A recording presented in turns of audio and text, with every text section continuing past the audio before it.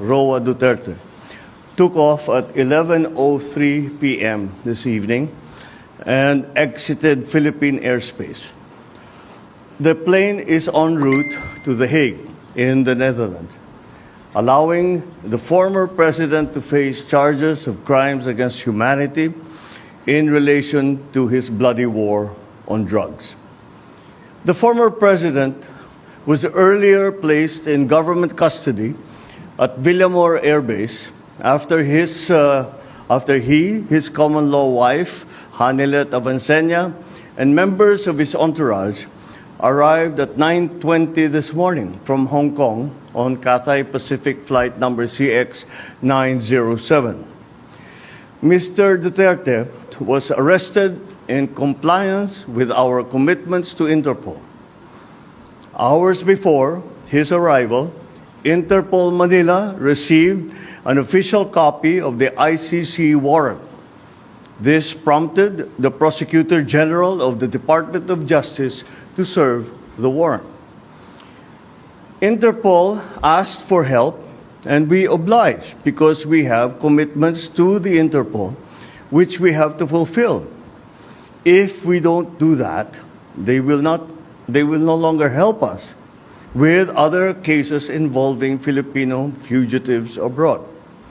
This is what the international community expects of us as the leader of a democratic country that is part of the community of nations.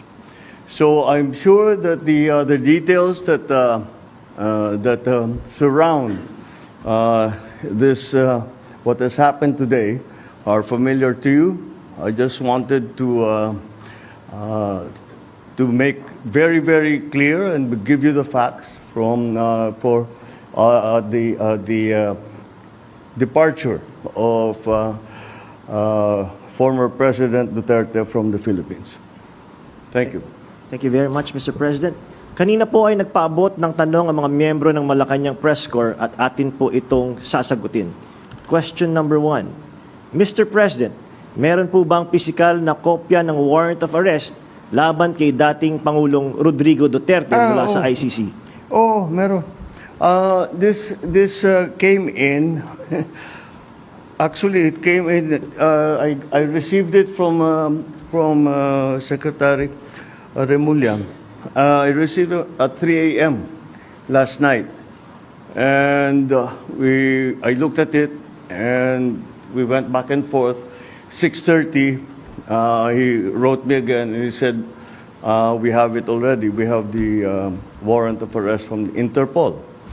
And I said, okay, we'll put all our plans into place, and sige, let's proceed as we had discussed. Now, that's what's happened.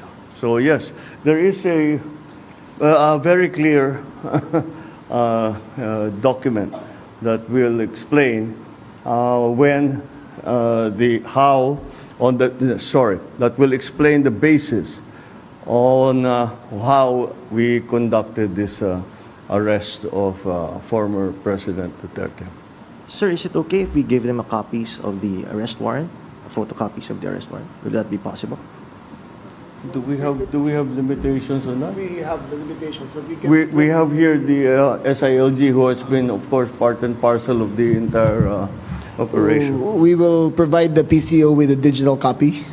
It has been attested by the Secretary of Justice and the Department of Justice as a lawful and legal warrant. We will publish it after this press conference, and you can use it as reference. These are, it's very simple. It's a request to the Philippine government from Interpol to enforce the arrest warrant.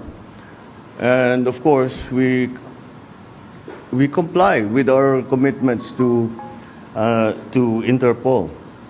We did not do this because it was derived from or it came from ICC. We did this because Interpol asked us to do it. And we have commitments to them, and we lived up to those commitments. Sir, thank you, sir. Second question, sir. Mr. President, sinasabi ng kampo ni PRRD na unlawful arrest daw itong ginawang pag-aresto sa kanya. Well, we followed every single necessary procedure. We had a very good basis on which to serve that warrant and to read him his rights. We followed all the legal procedures that are necessary. So I'm confident that if in further examination, you will find that it is proper and correct. Sir, third question from the MPC. Mr. President, may violation ba ito sa ating soberanya, itong pagkakaaresto kay dating Pangulong Duterte? No. Bakit naman? Dahil consistent naman tayo. Hindi tayo tumutulong sa investigasyon ng ICC. Meron tayong contact sa kanila, natural. Pero no, not on an official level. We didn't help them in any way. The arrest that we did today was in compliance with our commitments to Interpol. It just so happened that came from ICC. But it's not because it came from ICC. It's because it came from Interpol. Pang-apat po na tanong, Mr. President, sinasabi po nila na ito ay political persecution lamang at may kaugnayan din daw sa 2028 elections. Okay, well, I'm sure sasabihin nila yan. But this case started in 2017 when we were still members of the ICC, and it was during the time of former President Duterte. So I don't see how that can be political persecution on my part, because it was initiated before I even came into the picture. So that would seem. But once again, we have to recognize that, you know, of course, it's natural for people to put lalagyan ng politika, kulay ng politika. Pero sinundan lang natin yung ICC, yung Interpol. Hindi natin kinakausap yung ICC. Marami silang hinihingi sa atin ng mga dokumento, wala kaming binigay. Yun lamang, hindi natin mahindian ang Interpol. Pag sinabi sa atin, tulungan nyo kami, kailangan namin kunin itong taong ito. Dahil, kung maalala ninyo, lahat ng mga tumakas dito sa Pilipinas, kagaya ni Alice Go, kagaya ni Arnie Tevez, kung sino-sino pa, pati naman yung mga human trafficking sa Myanmar, pati sa mga madadamay. Sinong tumulong sa atin para makita natin yung mga ating kababayan na inaapi at ginagamit sa masamang paraan? Ang Interpol. Kaya naman, dapat naman tayo, pagka sinabi sa atin, tulungan nyo kami sa ganito, tumulong kayo. Kaya naman, ganun ang ginawa natin. Maraming salamat, Mr. President, sa paglilinaw ninyo. You want to ask another question? Take one question, sir. All right, sure. Sir, there are calls for people power. There are, in fact, as we speak, protest actions ongoing. Would you like to address the supporters of the former president? The supporters of the former president? Well, you know, again, the government is just doing its job. Wala namang, it's not because it's one person or another that we do the things that we do. Maybe sa nung mga nakaraan na mga administrasyon, baka ganun ang ginagawa. Pero para sa akin, hindi naman ganun. Sumusunod tayo sa batas.